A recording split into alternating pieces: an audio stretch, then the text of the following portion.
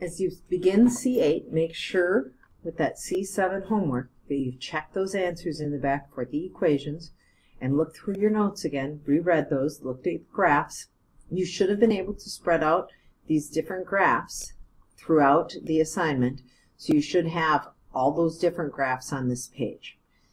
So now as we look at the second part of absolute value, we want to be able to explain that parent function f of x equals absolute value, identify the key features again, keep identifying whether the vertex is in the absolute value, if it's a minimum or a maximum. So thinking, is our V shape going up or is our V shape going down? This would give us a minimum point, this one would give us a maximum point, and then we want to make predictions about them from the parent function. So if we are asked to graph this, one of the first things we need to be thinking is, as we look at our equation, almost like point slope form, where is our vertex? And so if we are looking at the vertex of this, we're going to say that our vertex is located over at 3.5, 0.5. Okay? So our y coordinate is a half, and our x coordinate is over at 3.5, so 2, 3.5, and then up a half. So it's right in the middle there. If we look out in front, the number out in front, if we are looking at that, is going to tell us that we have a slope of 1 and -1. So we could think of our m as being +1, going up on this side because it's positive. So going up 1 and over 1, up 1 and over 1, up 1 over 1, as we are graphing that with a nice straight line. And if we are looking at going on the other side of that, the slope is a -1. So up 1 and back 1, and it should always continue to be, if we are looking at this, right in the middle there, and then going up. And so if we are going to graph these two lines, as we take a look at those, right, we should be able to draw those. We're going to see two rays, so we still have those rays going, and that they have going in opposite directions. Today we are going to be looking and investigating and analyzing several absolute value equations in their graph. First thing we want to look at is, what is our slope? And remember, the slope is always what's out in front of your absolute value sign. So what is the slope of the branch? In this case, we are going to say that our slope is going to be positive and -1. The next thing we want to identify, which is I like to do first, is our vertex.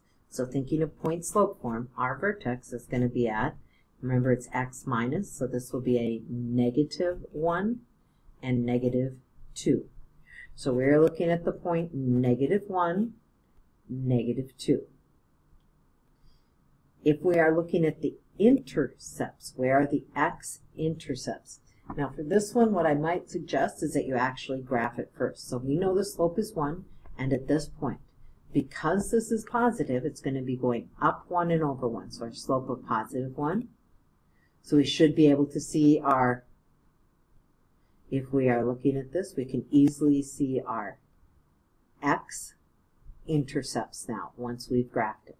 So where are our x-intercepts? One is way over here at -3, 0. The other one is over here at 1, 0. So we want to list both of those as our x-intercepts. When we think of the domain, keep in mind that the domain is your x values that we are looking at. And since this ray continues on and on for our x and on up here, when we talk about the domain or x values, we are going to say that that is all real numbers. Whereas when we look at our range of our function is our y values. And you notice that there's nothing below this point right here for our y. That's our lowest y at -2. So we are going to say our range is going to be all real numbers where y is greater or equal to -2 for all real numbers. So sometimes you'll see us write all real numbers that way. On the top of page 29, you're going to see our parent function, y equals absolute value of x. If we graph this, and one thing you could always do to check is you could always put this in the Desmos, just the Desmos graphing calculator, and I'll show you that also. Here we have negative absolute value x, 2x and negative 1/2 x. And so what they ask you to do is to compare these functions and make some observations. And again, I'm just going to move this so you can see it. There's a lot of observations here. You probably want to pause the video and write these down, so when you're looking at your notes for this. The first one, the number that is being multiplied by our absolute value, the number that's out in front. So when we talk about this number, the -1, the 2, the negative 1/2, and here it's actually just a 1, that number that is multiplied, that is what affects our slope of the rays. In that, if it is a negative value, so now when we look through, if it is negative, that is going to reflect it over the x-axis. So here it was going up, now it's going to flip and go reflect down. If it is greater than 1, anytime that number out in front, when m is greater than 1, it's going to get our rays closer together. So it's going to make it narrower, okay? It's going to make it narrower, steeper, if you want to think of it that way. A slope of 2 is steeper than a slope of 1.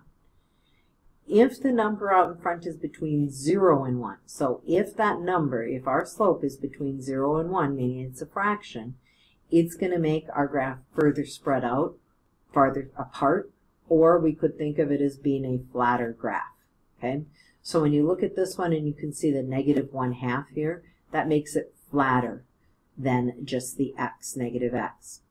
If the number in front is always going to tell us when we think of that, the slope on the right, okay, of our ray. So this is a positive 2, up 2 over 1, up 2 over 1. If we look at this one has a slope of negative 1/2, down 1 over 2, down 1 over 2. We're still thinking of slope, remember, as a ratio, which is rise over run. Rise over our run, okay, when we think about that. The left side, the opposite number, is always going to be the slope on the left. So on this side, the opposite of negative 1/2 is a positive 1/2. On this side, the left side, the slope of 2 would be a negative 2, which makes sense as we look at those. The next part it says is that a parent function that the number in front is always 1, meaning our slope is always 1 and negative 1, as we've been talking about the last couple of days. So if you need to pause this to write this down, do so. So now we are going to look at graphing these functions.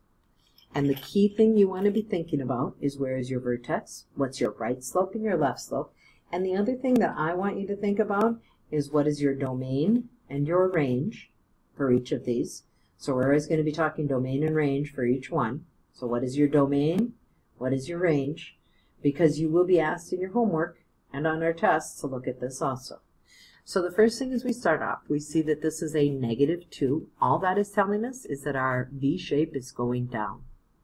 So here we have a positive 1/3. Here we have a negative 1. Again, the negative ones, our V's are going down. We want to look at our vertex. Think about going back to point slope form. So our vertex is going to be at 1, in this case, 3. So we're going to go to the point 1, 3. Our slope is negative 2 on the right side, and we might think of it as negative 2 over 1, or just negative 2. And the slope on the left side is going to be 2 over 1, again, or just 2.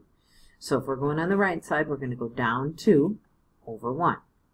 Down 2 over 1. And we're going to continue doing that.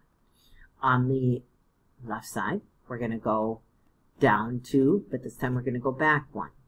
So if we are looking at that graph, we now have our graph of that function. And as you look at that, we have those two rays, vertex at 1, 3. If I was looking at the domain, we would say the domain of this function is going to be all real numbers because our x values extend in both directions with those rays. But our y values, our range, the biggest it can be is 3. So we're going to say that our range is all reals where y is less or equal to 3. So I'm going to try this next one. I want you to write down your vertex. If you need to pause the video, think about what our slope is on the right side and the left side, domain and range. Vertex first, slope on the right and left side. Pause the video if you need to. As we think of point slope form, negative 2, negative 2. Slope on the right, 1/3. Always thinking rise over run. Slope on the left side, the opposite. So I'm going to go to the point -2, -2. I'm going for the slope of 1/3, which means I'm going up 1 and over 3. Up 1 and over 3. I'm going to do the same on the left side. It's a negative slope, -1/3. So if I am looking at my graph, I am now going to have that nice V-shaped. I'm going to put my arrows, and as I am looking at those, I'm going to notice that as I look at those, I had my vertex, and now we are looking at that. So where's our domain? Our domain is all real numbers. Whereas our range, that's my y values. The lowest is -2. All reals where y is this time greater or equal to -2. Try this last one. We know it's going down. Think about where your vertex is. Pause the video and let's take a look at it. Should be -2.50. Slope is on the right side will be -1 and on the left side will be +1. So if we are plotting our points, please make sure you're going to -2.5, 0. That is right on that x-axis. That is an x-intercept. You are then going down 1 and over 1. So it kind of stays in the middle. Down 1, over 1, down 1. So as you are looking at those. Here, if you wanted to just go down 1/2 and over 1/2, you could do that. Or down 1 and over 1, as we are looking at those. So what is our domain? Domain is all reals. Where is our range? Ooh, this time the range is everything where y is less or equal to 0 for all real numbers. If you need to take a look at this a little longer, do so. Next, I'm going to pull up this Desmos calculator, and if you put this web address in, you're going to be able to look at how this is affected. So when I click on that, it gives me this equation, a times x minus h plus k. And you can just go to Desmos calculator and put it in, and if you put in letters instead of numbers. So the first thing, if we look at when we move the a, here it's at 1, right? And the h is at 1. If I move that h to 0, right? And I move the k to 0, this is my parent function, right? But now if I move that a, and I move it getting bigger numbers, right? It makes it narrower. And if I get, again, negative numbers, but what if I get those decimals? Like what if I get 0.8, 0.7? That should be making it flatter. Notice what happens to h. As I move it positive values, it moves to the left. If I move it to my negative values, what you're going to see as we leave this is as I move that to the negative values on that equation, it is going to change that also. So each time as I move that h, notice when the values are negative, it moves it to the left.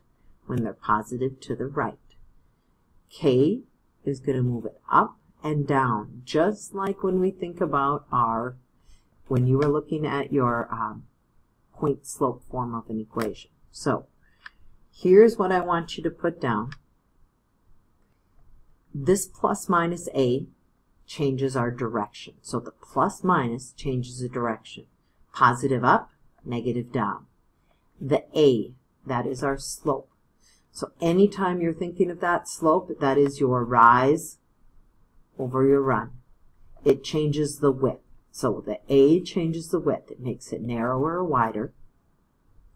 The h, what that does is that's our, if we are looking at it, our horizontal change. And the other thing that I like to think of is besides the horizontal change is we might think of it as that's our x values, right? So this is when we are looking at our x values. It's how it moves the x. And our last one is going to be the k, and again that affects our y values. So when we are thinking of the vertical, that's our y values that we are looking at, our y coordinates. Remember, h comma k is going to be our vertex. So when we think of that, it's always x minus h plus the k. That is our vertex. So this tells us positive to the left, negative to the right. Positive up, negative down. And then the question, it says, notice how similar this equation is to our linear vertex form. Linear vertex form, remember, was y equaled m, our slope, instead of the positive negative, x minus x1, that was our vertex, plus y1. Where these were points on our graph, now we have special points. They're called our vertex points. So looking at this last one that you're going to graph, use that information and try it first on your own. Pause the video and then try and see if you get it right. Vertex 1, 3, no, really close. It should be negative 1, 3. Right slope, negative 1/2. Left slope should be positive 1/2 as we look at that. So right now we're looking at our graph, and so if I were to graph this, try it first on your own, see how you do. Negative 1, 3 with a slope of 1/2, down 1/2. What is our domain? Domain should be all reals, and the range has to be less or equal to 3. And you can write it out in words like this, or you could say y is less or equal to 3 for all real numbers. Your homework tonight is at 8A. Tomorrow we will be taking a look at writing the equations. Make sure these are the equations that you're asked to graph. Use your information. Sometimes what I like to have students think about is to write down, what do you know in these equations? Like, where is the vertex? Put that first. Next thing you might want to put is, what is the slope you're working with? Is our V shape going to go up, or is it going to go down? Okay. And from those pieces of information, it might make it a little easier. Please make sure you make your graphs big enough, and if not, grab more graph paper in the back if you need it.